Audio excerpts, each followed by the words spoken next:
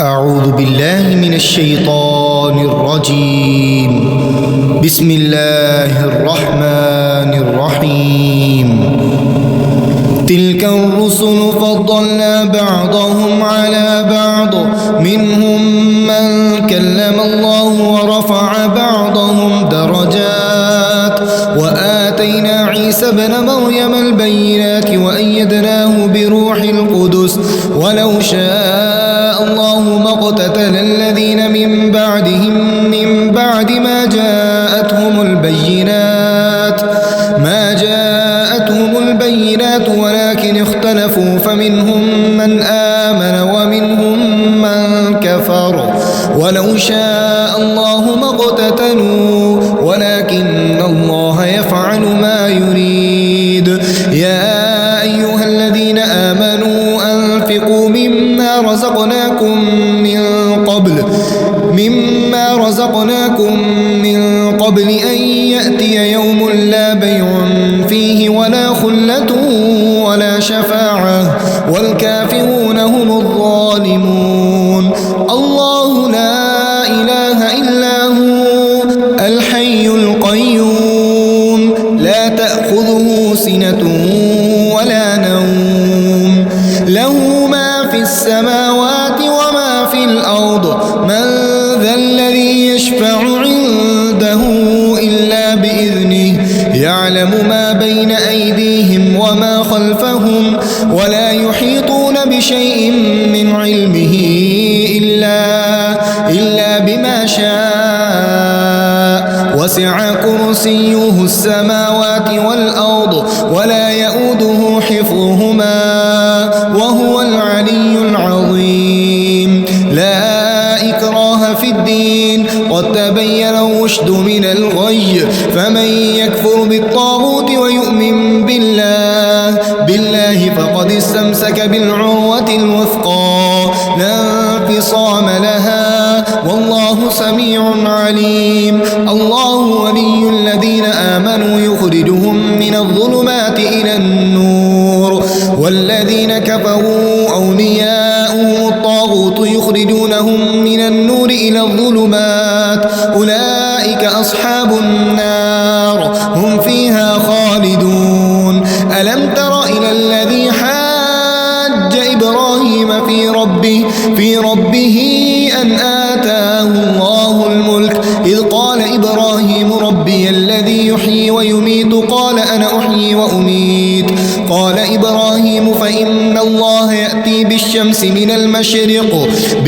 من المشرق فأت بها من المغرب، فبهت الذي كفر، والله لا يهدي القوم الظالمين. أو كالذي مر على قرية وهي خاوية على عروشها، قال أنى يحيي هذه الله بعد موتها، فأماته الله 100 عام ثم بعثه، قال كم لبثت؟ قال لبثت يوما أو بعض يوم، قال بل لبثت 100 عام، فانظر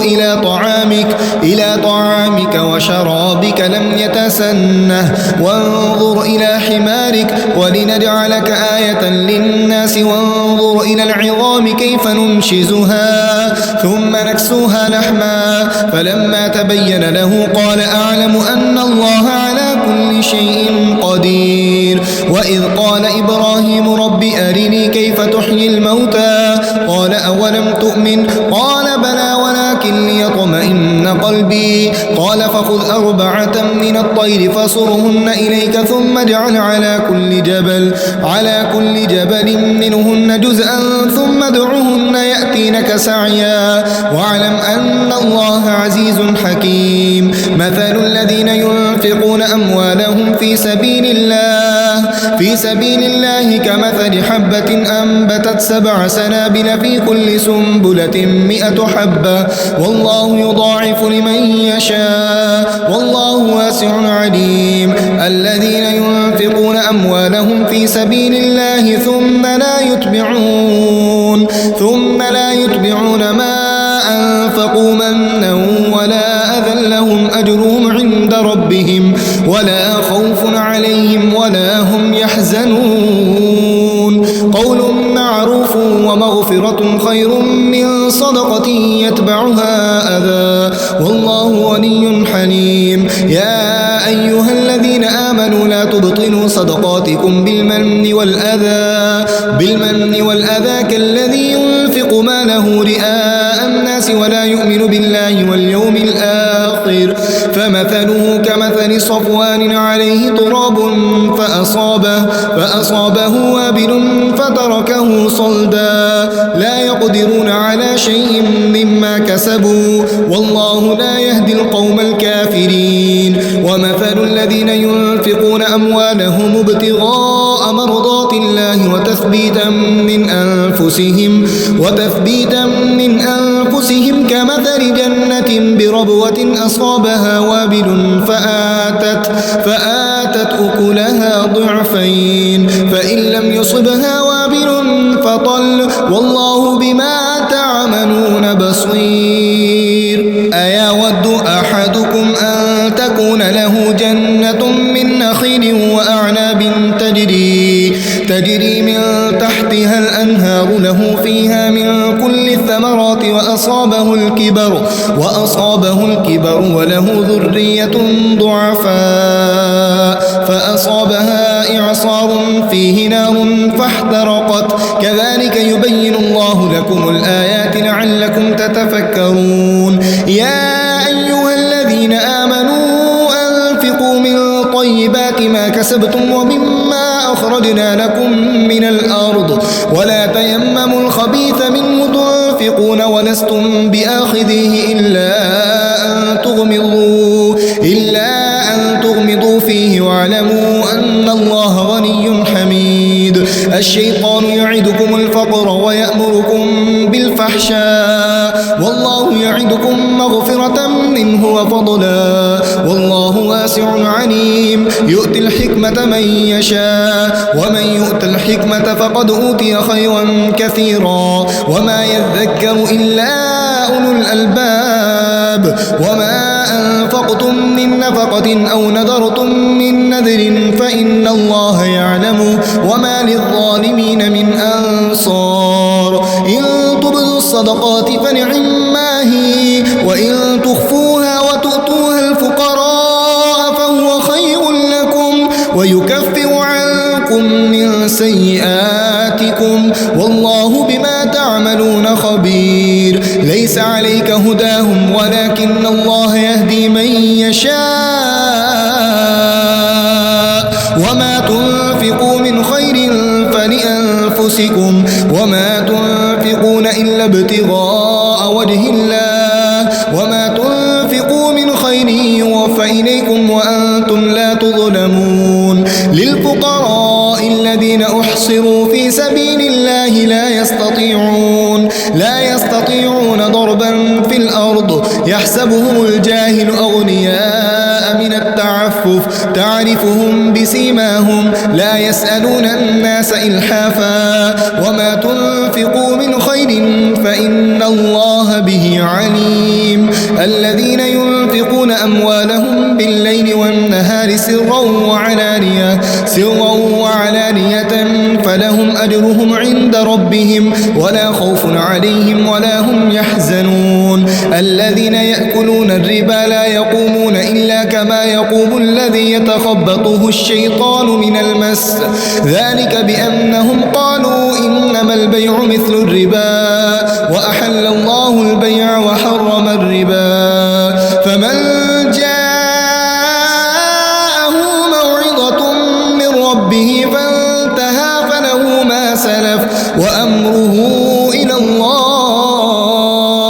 ومن عاد فأولئك أصحاب النار هم فيها خالدون. يمحق الله الربا ويربي الصدقات والله لا يحب كل كفار أثيم. إن الذين آمنوا وعملوا الصالحات وأقاموا الصلاة وآتوا الزكاة لهم أجرهم عند ربهم ولا خوف عليهم ولا هم يحزنون. يا أيها الذين آمنوا اتقوا الله وذروا ما بقي من الربا إن كنتم مؤمنين فإن لم تفعلوا فأذنوا بحرب من الله ورسوله به وإن تبتم فلكم رؤوس أموالكم لا تظلمون ولا تظلمون وإن كان ذو عسرة فنظرة إلى ميسرة أن تصدقوا خير لكم إن كنتم تعلمون واتقوا يوما ترجعون فيه إلى الله ثم توفى كل نفس ما كسبت وهم لا يظلمون يا أيها الذين آمنوا إذا تداينتم بدين إلى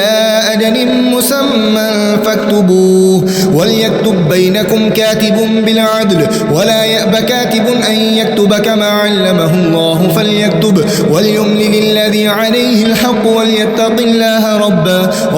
ولا يبخس منه شيئا فإن كان الذي عليه الحق سفيها أو ضعيفا أو لا يستطيع أن يمل هو فليملل وليه بالعدل واستشهدوا شهيدين من رجالكم فإن لم يكونا رجلين فرجل وامرأتان ممن ترضون من الشهداء أن تضل إحداهما فتذكر إحداهما الأخرى ولا يأبى الشهداء إذا ما دعوا ولا تسأموا أن تكتبوه صغيرا أو كبيرا إلى أجله ذلكم أقسط عند الله وأقوم للشهادة وأدنى أن لا ترتابوا إلا أن تكون تجارة حاضرة تديرونها بينكم فليس عليكم جناح ألا تكتبوها وأشهدوا إذا تبايعتم ولا يضار كاتب ولا شهيد وإن تفعلوا فإنه فسوق بكم واتقوا الله ويعلمكم الله والله بكل شيء عليم وإن كنتم على سفر ولم تجدوا كاتبا فرهان مقبوضة فإن أمن بعضكم بعضا فليؤدي الذي اؤتمن أمانته وليتق الله ربه ولا تكتموا الشهادة ومن يكتمها فإنه آثم قلبه والله بما تعملون عليم لله ما في السماوات وما في الأرض وإن تبدوا ما في أنفسكم أو تخفوه يحاسبكم به الله فيغفر لمن يشاء ويعذب من يشاء والله على كل شيء قدير آمن الرسول بما أنزل إليه من ربه والمؤمنون كل آمن بالله وملائكته وكتبه ورسله لا نفرق بين أحد من رسله وقالوا سمعنا وأطعنا غفرانك ربنا وإليك المصير لا يكلف الله نفسا إلا وسعها لها ما كسبت وعليها ما اكتسبت ربنا لا تؤاخذنا إن نسينا أو أخطأنا ربنا ولا تحمل علينا إصرا كما حملته على الذين من قبلنا ربنا ولا تحملنا ما لا طاقة لنا به واعف عنا واغفر لنا وارحمنا أنت مولانا فانصرنا على القوم الكافرين سورة آل عمران بسم الله الرحمن الرحيم ألف لام ميم الله لا إله إلا هو الحي القيوم نزل عليك الكتاب بالحق مصدقا لما بين يديه وأنزل التوراة والإنجيل من قبل هدى للناس وأنزل الفرقان إن الذين كفروا بآيات الله لهم عذاب شديد والله عزيز ذو انتقام إن الله لا يخفى عليه شيء في الأرض ولا في السماء هو الذي يصوركم في الأرحام كيف يشاء لا إله إلا هو العزيز الحكيم هو الذي ينزل عليك الكتاب منه آيات محكمات هن أم الكتاب وأخر متشابهات فأما الذين في قلوبهم زيغ فيتبعون ما تشابه منه ابتغاء الفتنة ابتغاء تأويله وما يعلم تأويله إلا الله والراسخون في العلم يقولون آمنا به كل من عند ربنا وما يذكر إلا أولو الألباب ربنا لا تزغ قلوبنا بعد إذ هديتنا وهب لنا من لدنك رحمة إنك أنت الوهاب ربنا إنك جامع الناس ليوم لا ريب فيه إن الله لا يخلف الميعاد إن الذين كفروا لن تغني عنهم أموالهم ولا أولادهم من الله شيئا وأولئك هم وقود النار كدأب آل فرعون والذين من قبلهم كذبوا بآياتنا فأخذهم الله بذنوبهم والله شديد العقاب قل للذين كفروا ستغلبون وتحشرون إلى جهنم وبئس المهاد قد كان لكم آية في فئتين التقتا فئة تقاتل في سبيل الله وأخرى كافرة يرونهم مثليهم رأي العين والله يؤيد بنصره من يشاء إن في ذلك لعبرة لأولي الأبصار زين للناس حب الشهوات من النساء والبنين والقناطير المقنطرة من الذهب والفضة والخيل المسومة والأنعام والحرث ذلك متاع الحياة الدنيا والله عنده حسن المآب قل أنبئكم بخير من ذلكم للذين اتقوا عند ربهم جنات تجري من تحتها الأنهار خالدين فيها وأزواج مطهرة ورضوان من الله والله بصير بالعباد الذين يقولون ربنا إننا آمنا فاغفر لنا ذنوبنا وقنا عذاب النار الصابرين والصادقين والقانتين والمنفقين والمستغفرين بالأسحار شهد الله أنه لا إله إلا هو والملائكة وأولو العلم قائما بالقسط لا إله إلا هو العزيز الحكيم إن الدين عند الله الإسلام وما اختلف الذين أوتوا الكتاب إلا من بعد ما جاءهم العلم بغيا بينهم ومن يكفر بآيات الله فإن الله سريع الحساب فإن حاجوك فقل أسلمت وجهي لله ومن اتبعن وقل للذين أوتوا الكتاب والأميين أأسلمتم فإن أسلموا فقد اهتدوا وإن تولوا فإنما عليك البلاغ والله بصير بالعباد إن الذين يكفرون بآيات الله ويقتلون النبيين بغير حق ويقتلون الذين يأمرون بالقسط من الناس فبشرهم بعذاب أليم أولئك الذين حبطت أعمالهم في الدنيا والآخرة وما لهم من ناصرين ألم تر إلى الذين أوتوا نصيبا من الكتاب يدعون إلى كتاب الله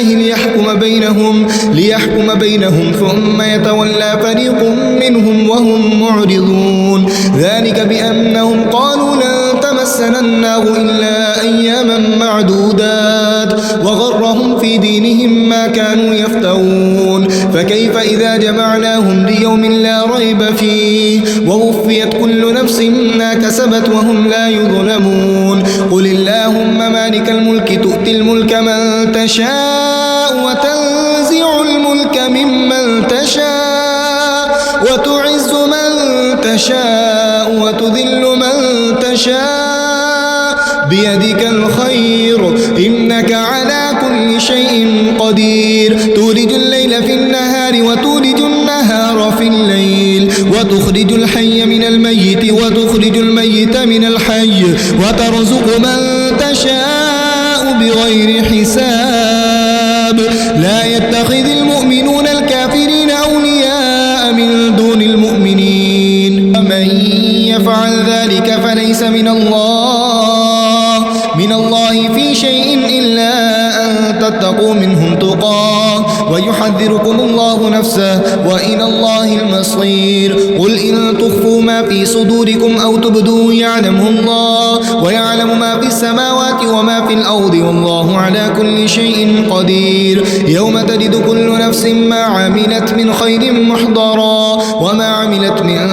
سوء تود لو أن بينها وبينه أمدا بعيدا ويحذركم الله نفسه والله رؤوف بالعباد. قل إن كنتم تحبون الله فاتبعوني يحببكم الله ويغفر لكم ذنوبكم والله غفور رحيم. قل أطيعوا الله والرسول فإن تولوا فإن الله لا يحب الكافرين. إن الله اصطفى آدم ونوحا وآل إبراهيم وآل عمران على العالمين ذرية بعضها من بعض والله سميع عليم. إذ قالت امرأة عمران رب إني نذرت لك ما في بطني محررا فتقبل مني إنك أنت السميع العليم. فلما وضعتها قالت رب إني وضعتها أنثى والله أعلم بما وضعت وليس الذكر كالأنثى وإني سميتها مريم وإني أعيذها بك وذريتها من الشيطان الرجيم. فتقبلها ربها بقبول حسن وأنبتها نباتا حسنا وكفلها زكريا. كلما دخل عليها زكريا المحراب وجد عندها رزقا قال يا مريم أنى لك هذا قالت هو من عند الله إن الله يرزق من يشاء بغير حساب. هنالك دعا زكريا ربه قال رب هب لي من لدنك ذرية طيبة إنك سميع الدعاء. فنادته الملائكة وهو قائم يصلي في المحراب أن الله يبشرك بيحيى مصدقا بكلمة من الله وسيدا وحصورا ونبيا من الصالحين. قال رب أنى يكون لي غلام وقد بلغني الكبر وامرأتي عاقر قال كذلك الله يفعل ما يشاء. قال رب اجعل لي آية قال آيتك ألا تكلم الناس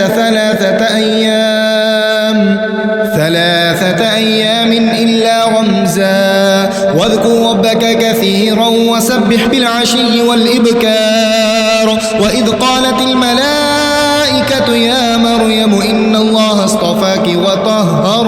وطهرك واصطفاك على نساء العالمين. يا مريم اقنتي لربك واسجدي واركعي مع الراكعين. ذلك من أنباء الغيب نوحيه إليك وما كنت لديهم إذ يلقون أقلامهم أيهم يكفل مريم وما كنت لديهم إذ يختصمون. إذ قالت الملائكة يا مريم إن الله يبشرك بكلمة منه اسمه المسيح عيسى ابن مريم وجيها في الدنيا والآخرة ومن المقربين ويكلم الناس في المهد وكهلا ومن الصالحين. قالت رب أنى يكون لي ولد ولم يمسسني بشر قال كذلك الله يخلق ما يشاء إذا قضى أمرا فإنما يقول له كن فيكون. ويعلمه الكتاب والحكمة والتوراة والإنجيل ورسولا إلى بني إسرائيل أني قد جئتكم بآية من ربكم أني أخلق لكم من الطين كهيئة الطير فأنفخ فيه فيكون طيرا بإذن الله وأبرئ الأكمه والأبرص وأحيي الموتى بإذن الله وأنبئكم بما تأكلون وما تدخرون في بيوتكم إن في ذلك لآية لكم إن كنتم مؤمنين. ومصدقا لما بين يدي من التوراة ولأحل لكم بعض الذي حرم عليكم وجئتكم بآية من ربكم فاتقوا الله وأطيعون. إن الله ربي وربكم فاعبدوه هذا صراط مستقيم. فلما أحس عيسى منهم الكفر قال من أنصاري إلى الله قال الحواريون نحن أنصار الله آمنا بالله واشهد بأننا مسلمون. ربنا آمنا بما أنزلت واتبعنا الرسول فاكتبنا مع الشاهدين. ومكروا ومكر الله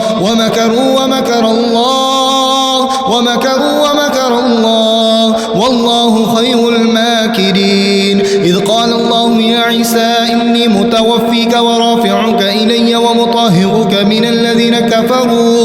الذين كفروا وجاعل الذين اتبعوك فوق الذين كفروا إلى يوم القيامة ثم إلي مرجعكم فأحكم بينكم فيما كنتم فيه تختلفون فأما الذين كفروا فأعذبهم عذابا شديدا في الدنيا والآخرة وما لهم من ناصرين وأما الذين آمنوا وعملوا الصالحات فيوفيهم أجورهم والله لا يحب الظالمين ذلك نتلوه عليك من الآيات والذكر الحكيم إن مثل عيسى عند الله كمثل آدم خلقه من تراب ثم قال له كن فيكون الحق من ربك فلا تكن من الممترين فمن حاجك فيه من بعد ما جاءك من العلم فقل تعالوا ندع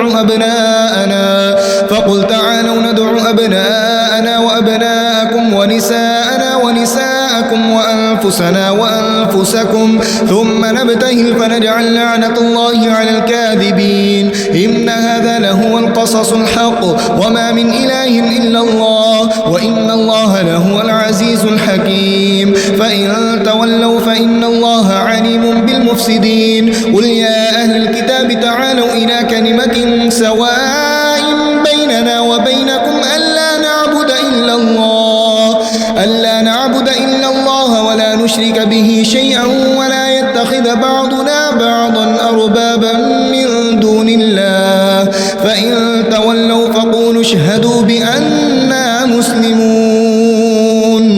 يا أهل الكتاب لم تحاجون في إبراهيم وما أنزلت التوراة والإنجيل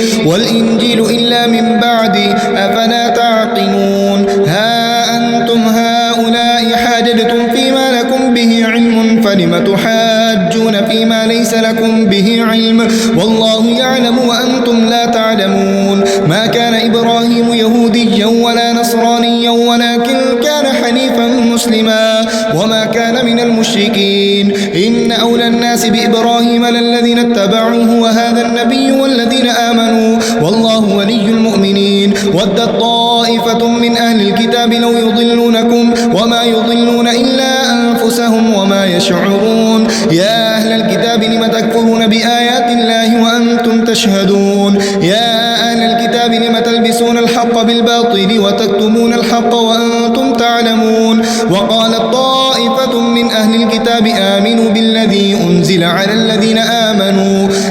وجه النهار واكفروا وآخره لعلهم يرجعون ولا تؤمنوا إلا لمن تبع دينكم قل إن الهدى هدى الله أن يؤتى أحد مثل ما أوتيتم أو يحاجوكم عند ربكم قل إن الفضل بيد الله يؤتيه من يشاء والله واسع عليم يختص برحمته من يشاء والله ذو الفضل العظيم ومن أهل الكتاب من إن تأمنه بقنطار يؤديه إليك ومنهم من إن تأمنه بدينار لا يؤديه إليك إلا ما دمت عليه قائما ذلك بأنهم قالوا ليس علينا في الأميين سبيل ويقولون على الله الكذب وهم يعلمون بلى من أوفى بعهده واتقى فإن الله يحب المتقين إن الذين يشتغون بعهد الله وأيمانهم ثمنا قليلا أولئك لا خلاق لهم في الآخرة ولا يكلمهم الله ولا ينظر إليهم يوم القيامة ولا يزكيهم ولهم عذاب أليم وإن منهم لفريقا يلوون ألسنتهم بالكتاب لتحسبوه من الكتاب وما هو من الكتاب ويقولون هو من عند الله وما هو من عند الله ويقولون على الله الكذب وهم يعلمون ما كان لبشر أن يؤتيه الله الكتاب والحكم والنبوة ثم يقول للناس كونوا عبادا لي من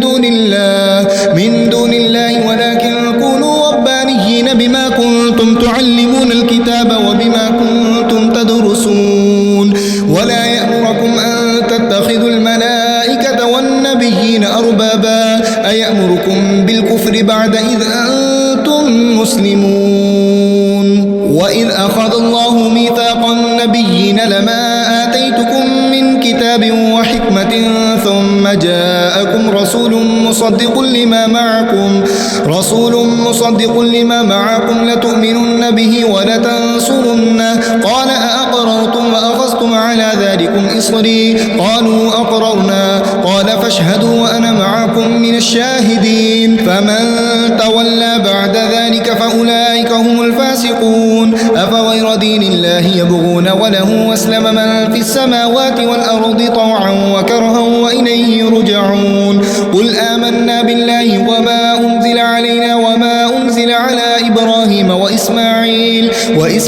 وإسحاق ويعقوب والأسباط وما أوتي موسى وعيسى والنبيون من ربهم لا نفرق بين أحد منهم ونحن له مسلمون ومن يبتغي غير الإسلام دينا فلن يقبل منه وهو في الآخرة من الخاسرين كيف يهدي الله قوما كفروا بعد إيمانهم وشهدوا أن الرسول حق وجاءهم البينات والله لا يهدي القوم الظالمين أولئك جزاؤهم أن عليهم لعنة الله والملائكة والناس أجمعين خالدين فيها لا يخفف عنهم العذاب ولا هم ينظرون إلا الذين تابوا من بعد ذلك وأصلحوا فإن الله غفور رحيم إن الذين كفروا بعد إيمانهم ثم ازدادوا كفرا لن تقبل توبتهم وأولئك هم الضالون إن الذين كفروا وماتوا وهم كفار فلن يقبل من أحدهم ملء الأرض ذهبا ولو افتدى به أولئك لهم عذاب أليم وما لهم من ناصرين صدق الله العظيم.